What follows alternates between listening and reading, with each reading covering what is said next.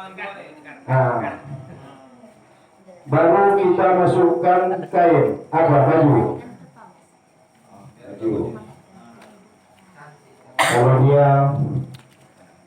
Kalau dia memasangkan baju ini,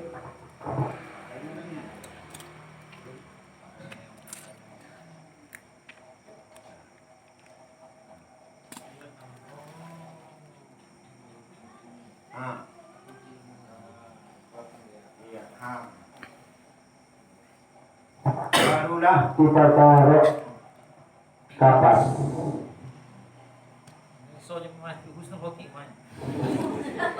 Kapas ini sudah yang dikapur barusi dia. Taruh di atas, taruh kapas. Ini kita ibaratkan kapas.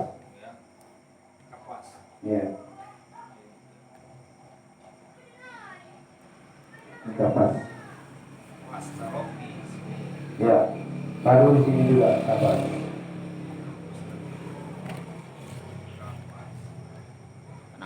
Sudah, baru kainnya kita pasangkan kain. Sebenarnya tak sampai tangan dia, buah pusat sebenarnya. Kita ibaratkan adalah buah pusat dia ya. Iya. Tapi jadi ini aja.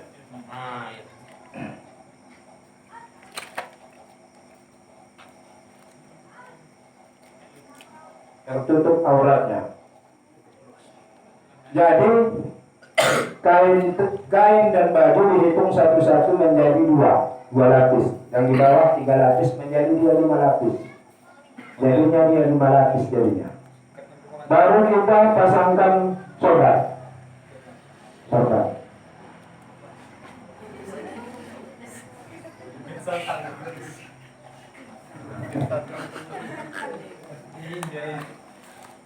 Ini diingat ya. Diingat, terutama biasanya ini disuruh perempuan ini mengkuyak kapan ini. Laki-laki hanya memasangkan. Kalau kami hanya memasangkan. Kalau kita. Iya. Barulah kita panggil keluarga dia. Ini kan sudah tertutup auratnya kan. Kita panggil keluarga. Anda ibu anak membodainya nih. Bodai suami ibu nih, ayah kau nih, bodai. Orang tua. Ada bodak yang spesial. Jangan pula kamu kasihkan nanti bodak meong. Tidak muka tu, bahaya kan nanti sinungkan nanti dia Ustaz. Pakai bodak meong pula kawan ni betul kan? Bodak ini dikasihlah wangi-wangian. Biasanya dia kapur bagus ataupun bodak semacam bodak apa ya bu? Kiwi itu ataupun cendana. Dibodai, disiramkan semua, ulangi, barulah kita bungkus jenazahnya.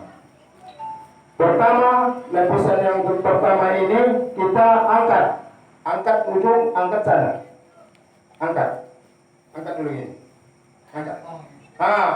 Kenapa harus diangkat? Biar ini tegang. Apa dia? Berpadat. Udah, letakkan kembali. Barulah lipat kanan dulu. Kanan. Lipat. Anaknya ada.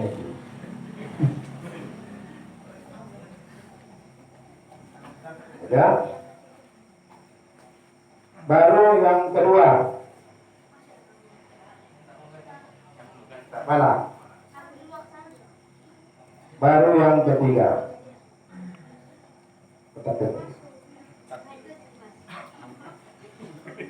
Oh, ini tidak bungkus ini. Barulah kita pucung sebelah kepala. Putar kuat.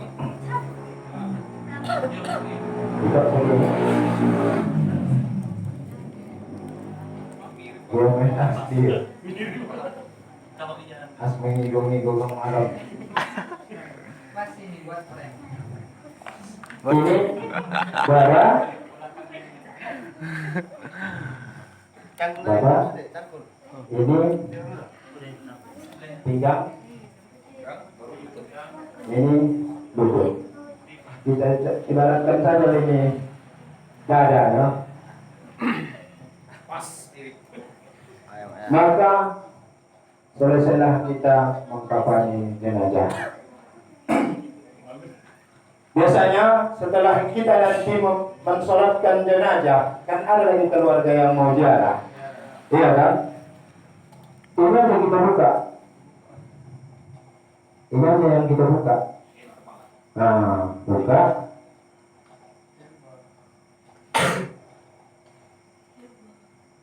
Kita bukakan wajahnya. Biasanya macam-macam orang Pak Ustadz aktif itu. Kalau keluarga yang nggak jarah terakhir kali yang menangis yang normal betul aktif itu kan. Nah, udah. Boleh cium, boleh. Asalkan yang dia meratap. Boleh cium, boleh. Hamatan nanti wudhunya. Mana batal lagi itu. Sedangkan dia tak berwudhu, awak yang mengurutkan. Boleh ziarah. Baru setelah selesai ziarah, suruhlah anak-anak muda itu memasukkan peti jenazah. Kita masukkanlah dia ke peti jenazah, ataupun dibawa dia ke tempat mensolatkan jenazah. Biasanya kalau disolatkan dia di mushola ataupun masjid, dimasukkan dia ke peti jenazah dulu. Jadi inilah memandikan dan mengkafani jenazah. Kira-kira kalau ada yang mau ditambahkan Ustaz Ati, silakan. Setelah dimandikan, setelah dikafani, tentunya disolatkan, gitu kan? Sering terjadi perdebatan antara mayat laki-laki dengan mayat perempuan tentang berdirinya imam di mana. Ya, sering persoalan itu. Misal disolatkan di masjid, ada taruh di depan di sini. Ya kan? Ini kalau dia mayat laki-laki, sini aja tahu. Kalau dia mayat laki-laki, apabila kita nanti sebagai anak, siapa anaknya yang mau jadi imam? Kita mayat laki-laki, ini ayah kita berdiri dekat kepala. Sudah? Kita berdiri dekat kepala. Kalau mayatnya perempuan, kita di tengah perut. Itu. Kadang-kadang kan terjadi persoalan kan? Yang satu mengatakan, ini kepala, ini di tengah. Tengok aja, ini mayat apa? Kalau mayat ini laki-laki, kepalanya mana? Kan gitu kan? Maka biasanya peti itu dikasih tanda di bagian kepala. Ada ditaruh dalam peti kan gitu kan? Orang nanya, ini peti kan kotak. Di kepalanya mana? Gak tahu Ustaz. Bukan aku yang letakkan. Hanya orang tuh. Aku datang yang letakkan. Panggil mana kepalanya? Lupa Ustaz. Udah di sini. Kenapa tandanya mana? Buka. Buka lagi jadi kerjaan lah kan gitu kan? Oh di sini. Tanya, makanya kita sebagai perempuan, sebagai keluarga tandai kepala di sini. Kasihlah semacam tudung putih. Tandai di apa ini? Oh ini kepalanya sini. Berarti laki-laki kepala ada sini. Kalau mayat perempuan tengah. Yang nggak boleh itu menyembayangkan mayat itu diberdirikan mayatnya. Itu baru boleh. Nah itu baru berdirikan. Hah? Begitu juga. Laki-laki mau perempuan, tetap kita berfokus kepada kelaminnya. Laki-laki perempuan. Yang nggak boleh itu mayat yang diberdirikan. Ini mayat diberdirikan di mayat. Baru persoalan. Nah, sedikit itu. Tinggal bacaannya. Sholli ala hadal mayyit. Arba'at takbiratin fardul kifayati lillahi ta'ala. Kalau dia jadi imam, imaman. Kalau dia makmuman lillahi ta'ala. Takbir Allahu Akbar. Takbir pertama membaca Fatihah. Tahu Fatihah? Enggak tahu berhenti. Fatihah. Kedua baca selawat. Allahu Akbar. Allahumma sholli ala Muhammad wa ala ali Muhammad. Sampai fil alamina innaka Hamidum Majid. Takbir ketiga, Allahu Akbar, baca doa. Allahumma firlahu warhamhu wa'afi wa'fu anhu. Walhamdulillahirabbil alamin. Sudah sah. Sudah sah, pendek aja. Kalau yang panjang, Allahumma firlahu warhamhu wa'afi wa'fu anhu akhir nujulahu. Wa'asimman walahu wa'asirhu bil ma'i wassalji wal barad. Sampai selesai. Singkat aja boleh. Allahumma firlahu warhamhu wa'afi wa'fu anhu. Walhamdulillahirabbil alamin. Takbir lagi, Allahu Akbar. Allahumma la tahrimna ajrahu. Wala taftimna ba'dahu waghfir lana walahu walhamdulillahirabbil alamin. Sah. Yang panjang, Allahumma la tahrimna ajrahu wa la taftinna ba'dahu waghfir lana wa lahu wa li ikhwanina alladhina sabaquna bil iman wa la taj'al fi qulubina illa lil ladzina amanu rabbana innaka ra'ufur rahim. Walhamdulillahi rabbil alamin. Assalamualaikum warahmatullahi wabarakatuh. Assalamualaikum warahmatullahi wabarakatuh. Selesai menyolatkan. Kalau memang seorang anak yang baik, dipidatokan lagi sama dia. Setelah dia membaca Fatihah, baca Qul huwal falaq an-nas, didoakannya, dipidatokan lagi. Assalamualaikum warahmatullahi wabarakatuh. Saya ingin kesaksian sebagai seorang anak. Apakah ayahku ini orang yang baik? Baik. Sekali lagi, apakah ayahku baik? Baik. Apakah ayahku baik? Baik. Alhamdulillahirabbil alamin. Selesai. Kita berangkatkan sama. Masuklah ke pemakaman. Itulah dia. Di pemakaman itu lagi nanti ada lagi persoalan kan gitu kan. Lanjutkan Ustaz. Masuk ke pemakaman. Memakamkan ataupun menguburkan jenazah itu adalah kewajiban kita ataupun fardu kifayah kepada kita. Walaupun kita tidak ikut, tidak bisa mengantarkan, ada aja 3 orang, 2 orang yang mengantarkan jenazah itu ke pekuburan, sudah lepaslah kita daripada dosa. Begitu jenazah sampai di liang lahat, di liang perkuburan, maka yang pertama kali yang kita lakukan adalah membuka seluruh peralatan yang kita bawa kepada pekuburan tadi. Salah satu contoh, bantal, tutup-tutup segalanya, itu harus kita bawa pulang kembali. Ada yang menitipkan juga, kadang-kadang ada semacam tulisan masukannya, itu pun kita tidak tahu, dalam pelajaran kita tidak ada itu. Jadi kalau di TV itu kita tengok kan sinetron itu kan, sebelum dia ditanam diajarkan kan. Kalau kita tidak itu, tidak kita berlakukan di asahan ini, di Tanjung Balai ini. Yang pertama adalah membantali jenazah. Membantali jenazah. Pertama kita tanya kiblat, kemana kiblat? Kiblat ke sana.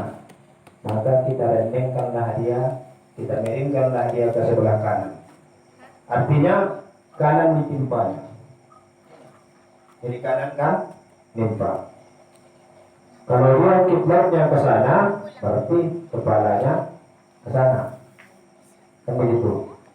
Kalau dia kiblatnya ke sana, berarti kepalanya kemari. Begitu.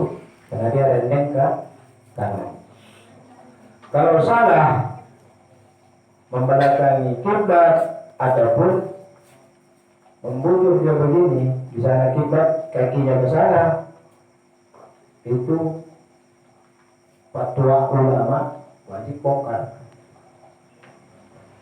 Pernah kejadian di PT Timur Jaya. Mayatnya dari kami sana, keluarga almarhum Al-Ustaz Haji Ahmad Lokot Cerai. Sabar.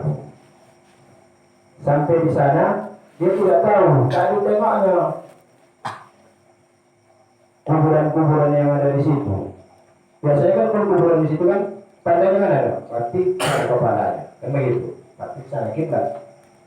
Kalau nisannya itu bertulisan sebelah sana, berarti di sana kiblat. Kalau sebelah sini, berarti sana kiblat. Tidak, dia dipasangnya. Tak ditengok-tengoknya lagi, di belakang kan itu sudah arah ke sana dibuatnya. Artinya wajah dia menghadap ke timur, di belakang kan adalah barat, kiblat. Makanya waktu ziarah keluarganya berada 1 hari, besoknya itu ziarah. Tengok orang mulai arah, bingung orang tuh. Untuk memastikannya tadi, dipanggil lagi kembali, dibongkar betul membelakangi kiblat. Ustaz juga yang melakukannya itu, ceroboh dia, bongkar, tanam kembali. Makanya dia harus menghadap ke kiblat. Biasanya waktu kita memakamkan pertama kali ke jenazah ini, biasanya ada tuh orang membuang apa namanya tanah, dan dia tiga macam, ya kan? Nahnu khalaqnakum, karena itu kan, nahnu khalaqnakum bunnya tiga kali dia, barulah kita timbul. Setelah kita timbul, dan kedalaman jenazah ini, kedalaman kuburannya ini harus dua, seakan-akan tidak mengeluarkan bau. Kalau dia meter kurang dalam, itu biasanya mengeluarkan bau ya. Bau tidak enak. Kami sana pernah kejadian pasang air karena kurang dalam, kubur dia di, karena ini kan gembung ini, kalau kena air kubur dia, diangkatnya begini tanah itu. Besok pagi ditengok dari luar saja ini, rahasia ilahi menjadi waktu berapa. Padahal kalau saya kan pasang air naik-naik ke tanah pemakaman itu, karena wakaf itu naik airnya. Jadi korobo jadinya. Jadi setelah kita tanam, maka ada orang yang membacakan takbir. Walaupun tadi kalau kita pun tak apa-apa. Biasanya dibaca itu kalau untuk anak-anak, biasanya dibaca dengan surah At-Tahrim. Kalau laki-laki dewasa dan perempuan dewasa dibaca dengan Subhana man ta'ala jadul qudrat wal baqwa wal dan selanjutnya. Setelah kita menenangkan jenazah, pulang lagi ke demikianlah kiranya kita lagi dulu. Ya. Demikianlah penyampaian saya dalam pelaksanaan Fardu Kifayah ini. Dimulai tadi kita memandikan jenazah praktek dan diakhiri dengan menenangkan jenazah. Mudah-mudahan pertemuan kita ini, saya atas nama pribadi, pertemuan kita ini dirahmati dan diridhoi oleh Allah Subhanahu wa taala. Dan atas penyampaian saya yang kurang pas dan cocok, mohon saya untuk dimaafkan. Saya akhiri, assalamualaikum warahmatullahi wabarakatuh. Kami persilakan kepada Tuan Guru yang asli. Demikian tadi beberapa sisi penjelasan dari kami tentang masalah Fardu Kifayah. Ya, kami saling mengisi antara satu dengan yang lainnya. Mudah-mudahan dari yang disampaikan itu mudah dipahami. Sederhana sebetulnya. Kalau perkara memandikan jenazah ini intinya perkara keberanian. Berani tidak? Yang itu kan. Ini lumayan masih mayatnya yang utuh. Mana pula mayat yang kupak kapi itu? Orang di laut, apa segala macam, maka perlu keberanian. Maka dulu bagi orang-orang yang berani memandikan jenazah pada masa wali kota Sutres Rohani Tanjung Balai itu dihajikan bapak, berangkatkan ke haji bagi bilal-bilal mayat yang sanggup. Di rumah sakit umum itu berapa banyak korban-korban mayat, korban tikam lah, korban tenggelam di laut lah, korban tabrak lari lah, korban bunuh, korban mutilasi. Semua dihadapinya Pak itu mendiang Ustaz Aswid. Bahasa peda juga sana kemari. Asalkan ada mayat, bagian dulu semua. Bagian dulu semua. Sini, mana mayat? Macam mana bentuk mayat? Siap. Ketawa-ketawa di ruang mayat itu. Mereka bacakan di sini. Yakinkan sama Allah, ini makhluk Allah. Dihadapi pada orang yang koci, bukan kekar, sepeda. Penghargaan wali kota Tanjung Balai kepada mereka. Ikhlas saja dia. Sudah. Ikhlas dihajikan Rp0 dengan mana KTP, mana kakak berangkat haji. Bapak tahun depan berangkat. Itu penghargaan sama orang-orang yang memuliakan. Mudah-mudahan kita bisa seperti itu kan gitu kan. Terutama di kalangan pribadi kita. Ini penting sama kita, ya kan? Perkara keberanian itu satu. Keluarga, ayah, oma, ambil bagian kita untuk hal-hal yang seperti ini. Sini aku ikut. Ya kan? Teringat aja, putar aja rekaman balik. Salah-salah sedikit itu tidak bersama. Kalau perkara memandikan jenazah kan macam kita mandi junub. Basah semua. Yang penting kanan dulu, baru kiri. Sabuni kanan, sabuni kiri, bersihkan. Selesai.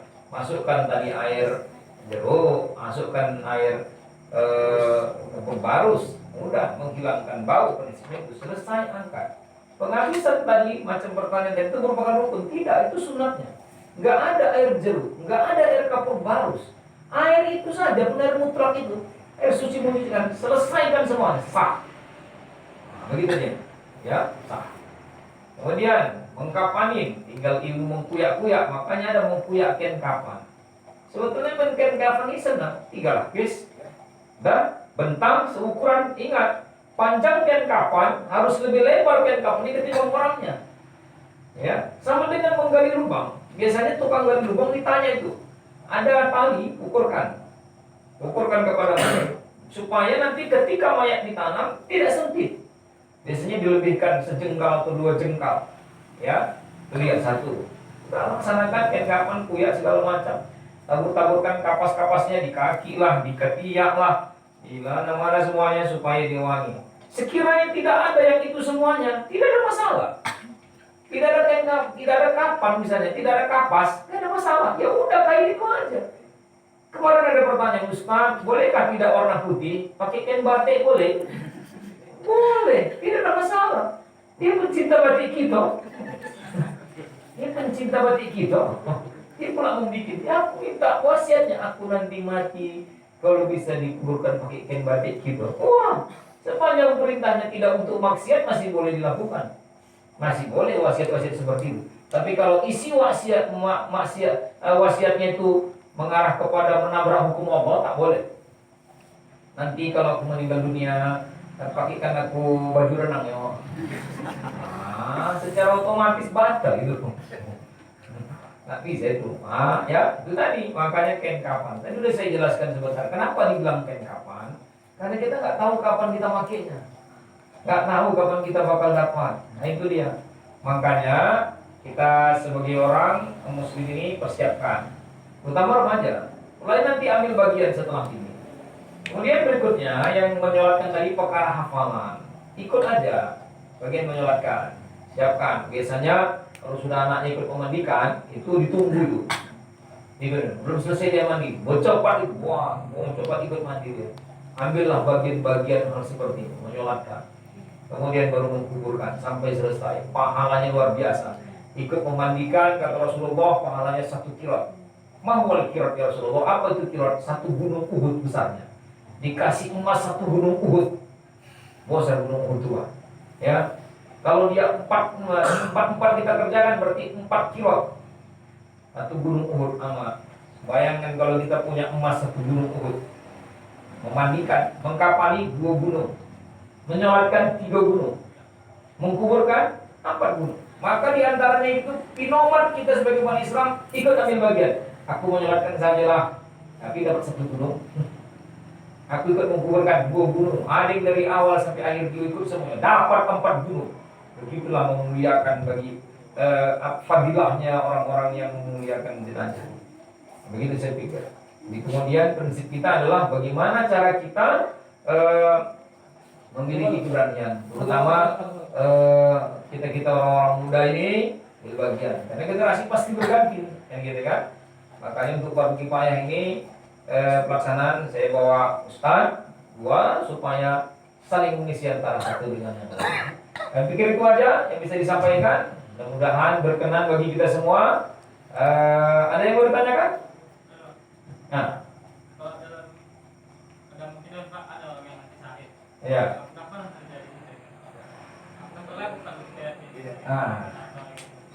Gini, syahid ada 3. Pertama namanya syahid dunia. Syahid dunia kerjakan. Apa maksud syahid dunia? Syahid dunia itu adalah orang yang meninggal dunia, seluruh pahala orang Islam yang ada di dunia ini dikasihkan ke dia. Itu syahid dunia. Ya, contohnya apa? Orang yang mati menuntut ilmu. Oh dia anak sekolah rame-rame 1 beca, tahu lah anak sekolah kan, rusak puluh 1 beca, 2 angkam di titik, masuk ke dalam anjut, itu mati syahid semua, syahid dunia, karena mati menuntut ilmu. Nah, apa lagi? Kemudian namanya mati syahid akhirat. Mati syahid akhirat ada, yaitu mati orang melahirkan. Nah, mati orang melahirkan, orang melahirkan itu kan payah. Wah, makanya banyak orang sekarang tak mau mati syahid akhirat. Dia matinya kalau bisa melahirkan operasi. Tentukan aja tanggalnya, ngambil tanggal cantik melahirkan. Tanggal 21 bulan 1 2021. Halah anak dia. Udah sekalian. Nah dia, padahal dia tak mau melahirkan normal, dia tak mau normal, dia maunya lahir seperti itu. Sebetulnya ada jaminan Allah bagi orang yang melahirkan normal di situ, itu dia ada syahid akhirat. Maksudnya apa? Seluruh orang pahala yang ada di dunia dan yang pahala yang udah mati di luar nanti di akhirat dikasihkan ke dia. Itulah kelebihan namanya syahid. Banyak tidak orang-orang Islam yang udah mati sama dia masih hidup dikasihkan sama dia. Banyak itulah pahalanya. Itu maksudnya pahala syahid akhirat. Pahala yang terakhir adalah syahid dunia akhirat. Kalau syahid akhirat tadi tetap diperlakukan mandikan gapan. Syahid dunia akhirat itu baru nggak dia main. Mati berperang membela agama Allah, mati mempertahankan iman. Itu terjadi pada zaman Rasulullah, perang Badar, perang Uhud, perang Khaybar, perang Khandaq. Oh, sampai ada sahabat Nabi namanya Khalid bin Walid kepingin dia mati pada perang, tak mati dia, tak dapat. Hampir 42 kali perang, dia jadi panglima perang semua. Nabi itu dalam sejarah 86 kali peperangan terjadi di zaman Nabi. Baik perang fisik ataupun perang diplomasi. Khalid bin Walid dulunya orang kafir, tapi karena dia dianggap orang yang mampu bertaruh 42 kali ikut jadi panglima perang, nggak mati dia. Itu yang dikesalkan Nabi. Itulah yang dikesalkan Khalid bin Walid. Terakhir Khalid bin Walid, cumanlah supaya aku masuk surga ini. Diambilnya lah rambut. Nah, dia ada rambut Nabi dari tertinggal gitu kan. Nabi pesisir dikutipnya. Masukkannya ke peci dia tinggal. Makanya ketika Khalid bin Walid kehilangan peci, susah dia. Mana peciku? Begitulah peci itu dibilangkan. Apa kata Umar bin Khattab? Apa orang kau cari peci? Dipajak tuh banyak kok dia kan. Nah itu Umar, di dalam peci itu ada rambut Nabi. Ada rambut Nabi kan. Itu makanya rambut Nabi itulah yang kalau kita tengok di museum yang ada dimasukkan itu kan ada kan, Museum Al-Hamra. Itu di situ ada rambut Nabi. Itu dari pecinya Khalid bin Walid. Nah, di situ dia dapatnya. Nah, itu yang tertinggal di zaman satu itulah dia. Nah, itu dapatnya. Supaya dia bisa bersama dengan Nabi dan pindah rambutnya sama kau. Tak mati dia. Di akhir terakhir dia matinya sakit. Kepingin kali dia mati syahid dunia akhirat. Diterjang di tengah-tengah musuh, tapi dia bukan sengaja bunuh diri yo. Aku matikan aja hajar. Tidak, dia tetap melawan. Tapi tetap bisa dikanternya, bisa ditangkisnya. Pedang segala macam. Ini saya baca sejarah Khalid bin Walid. Bisa naik kuda, berlari kuda kencang sambil memanah. Bisa naik kuda sambil memanah gini. Apanya lah rambut. Rambut ada apa-apanya lagi. Oleh kedua kita punya pendekar burung kalau dalam kesatria muslim sejati. Jangan takut. Ini pasukan berkuda, dia bisa melompat dari kuda ke kuda, bisa sambil memanah. Belum lagi Ali bin Abi Thalib. Ali bin Abi Thalib dikenal dengan pedangnya bercabang dua. Ada mata pedangnya cabang dua. Pedang Ali katanya. Umar bin Khattab jangan tanya, batunya saja orang takut. Batunya Umar takut. Umar ini kalau bertempur di depan dia. Bukan kaleng-kaleng Umar bin Khattab. Wali Allah itu. Dipukulnya bumi goncang di sana. Bisa. Ya, makanya Umar dalam sejarah punya pedang yang pedang itu panjangnya 20 meter tapi beratnya 300 kilo. Dipegang di sebelah tangan. Tak otak ada orang dihantamnya. Pedang 20 meter di depan, ya kan dipegangnya sendiri, tapi beratnya 200 kilo. Itulah senjata Umar bin Khattab kalau berhadapan dengan orang. Apa tak sekali ayun patahan semua orang kipasnya. Itu pedang Umar. Tentang apa yang dikenal dengan singa Arab pada saat itu. Belum lagi Hamzah. Hamzah ini jagonya apa? Tarung bebas. Tarung bebas dia, one day one gitu, fight, ini kan head to head. Nah, MMA gitu. Nah, guntingannya, patahnya, dia itu Hamzah, paman Nabi. Itu sejarah-sejarah. Jadi pertanyaanmu tadi, kalau yang untuk seperti ini adalah mati syahid dunia akhirat. Dikapani tidak, dimandikan tidak, dikuburkan dengan pakaian-pakaian yang berdarah-darah dari tanah langsung. Disolatkan itu tidak ya. Kuburkan. Oh, kalau terjadi di zaman Nabi dimandikan dikapani, mau apalah, mau mengkuburi 2 jam. Maka Nabi kutip tangan langsung. Kenapa? Nanti darah itu akan menjadi saksi di hadapan Allah. Ya Allah, hambamu ini yang berdarah-darah bajunya, berdarah-darah badannya telah mati membela agama Allah. Selamatkan. Masuk surga tanpa hisab. Kecuali ada utangnya. Bagi orang yang masih ada utangnya, walaupun mati syahid 2 kali mati syahid, tak bisa bereskan hutang. Ada hadisnya itu. Mati syahid kau 2 kali, berperang, Allahu Akbar, mati awak. Tanya, masih ada hutang, hidupkan Allah lagi. Perang lagi Allahu Akbar, 2 kali mati syahid kata Rasulullah. Jadi kalau masih ada hutang kau, belum bisa kau masuk surga tanpa hisab. Kau bayar hutang kau tuh. Apanya bayar hutang kamu tuh? Bayar. Kau dia hutang rokok sebatang, bayar. Yang gimana hutangnya? Hutang itu dia, itu sekedar penjelasan. Saya pikir itu ada tambahannya, ya. Ini ada fenomena ini virus ini, Pak. Ini Virus. gimana? Corona ini, iya, gimana? Jualnya, ini orang punya, Pak. Bagi banyak anak dulu lagi kayak melihat. Oh, itu hampir-hampir tidak berlaku tuh. Oh, skenario macam kita bikin tadi itu tidak berlaku bagi orang yang kena wabah, karena yang memandikan berhadapan dengan nyawa juga. Ya kan, tapi tetap makanya mereka itu bukan dimandikan, saya pikir mereka kebanyakan ditayamumkan yang meninggal. Dan sebentar, ya kan? Dan sebentar saja dikuburkan pun tak pakai talqin, dah. Sholatkan pun cuma 2 orang menjelaskannya, langsung di kamar jenazah langsung. Sebentar. Itu dia. Jadi ada yang bertanya, Ustaz, apa hukum orang yang mati karena COVID-19, kena corona, mati, kan gitu, kena wabah, mati syahid. Tapi syahid dunia, ya kan, syahid dunia karena mati diserang wabah dia yang mematikan. Nah itu, udah mati aja kita sama-sama. Nah Ustaz, si banyak lagi Ustaz, belum kawin aku Ustaz. Era yang ini ada cenderung Ustaz, ya kan, itu dia. Itu dia. Jadi saya pikir sebaik-baiknya kita menghindar daripada wabah. Umar bin Khattab saja berangkat dia ke Damaskus, di tengah jalan ada mau kasih tahu asistennya, ya Khalifah, ada wabah di Damaskus. Hah? Menular? Iya, pulang. Balik dia. Sambil pulang bertanya, ya Umar, kenapa balik? Tapi ada kunjungan kerja ke Damaskus. Kau menghindari mengelak takdir Allah kau ya, seharusnya kau ke sana. Aku mengelakkan takdir Allah menuju takdir yang lain. Aku lewati takdir Allah, aku menuju takdir yang lain. Umar saja bukan tanggung-tanggung kok. Dia wali Allah, sakti lagi dia. Kenapa dia mengelak? Wabah itu. Wabah corona. COVID-19, 19. Satu aja mau COVID sosial, apalagi 19. Nah, begitu ya kan penjelasannya. Semoga memberikan manfaat kepada kita semuanya. Terima kasih sudah mau belajar. Kalau misalnya kurang perlu diulang-ulang kembali, ya datang lagi kami. Saya pikir itu aja. Terima kasih.